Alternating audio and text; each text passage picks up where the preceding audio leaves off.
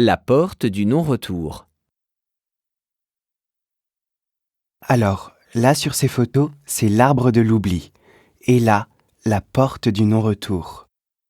Explique-moi, Raymond, ce sont des lieux de souvenirs ? En quelque sorte.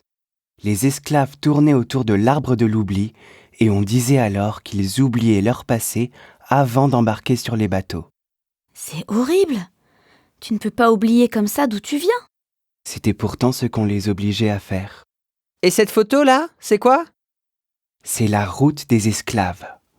On l'a créée il y a plusieurs années pour se souvenir de cette période de notre histoire et ne pas oublier tous les Africains qui sont morts à Ouidah, cette ville du sud du Bénin située au bord de la mer. Il y a beaucoup de touristes qui y viennent? Oui. Un jour, un groupe est venu des États-Unis et des Caraïbes. Ils se sont recueillis là. C'était important pour eux, car leurs ancêtres venaient du Bénin. Ils devaient être très émus.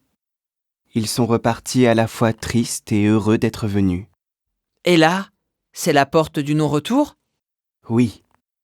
C'est un monument qu'on a construit pour se rappeler que c'était là que les esclaves embarquaient à bord des bateaux qui les emmenaient à l'ouest, aux États-Unis ou dans les Caraïbes, dans les plantations de sucre, de tabac ou de coton. C'est difficile d'imaginer autant de souffrance dans un endroit qui a l'air aussi beau.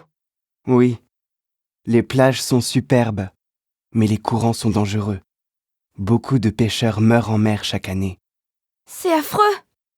Oui. Mais vous allez croire que le Bénin n'est qu'une terre de violence. C'est aussi un magnifique pays avec des parcs nationaux et des villages sur l'eau. Des villages sur l'eau? Ce sont des villages dont les maisons sont sur pilotis, sur des grands poteaux si tu préfères. Attends, je dois avoir une photo. Tiens, regarde. Waouh! C'est superbe! Ont-ils construit ces maisons il y a longtemps? Elles sont régulièrement rénovées et sont toujours habitées. Le calme du lieu contraste avec la violence de l'esclavage. C'est vrai. Il ne faut pas se fier aux apparences. Regarde-moi. J'ai l'air gentil, mais en fait, je suis un terrible monstre.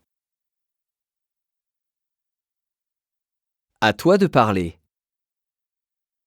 Imagine des phrases à l'imparfait.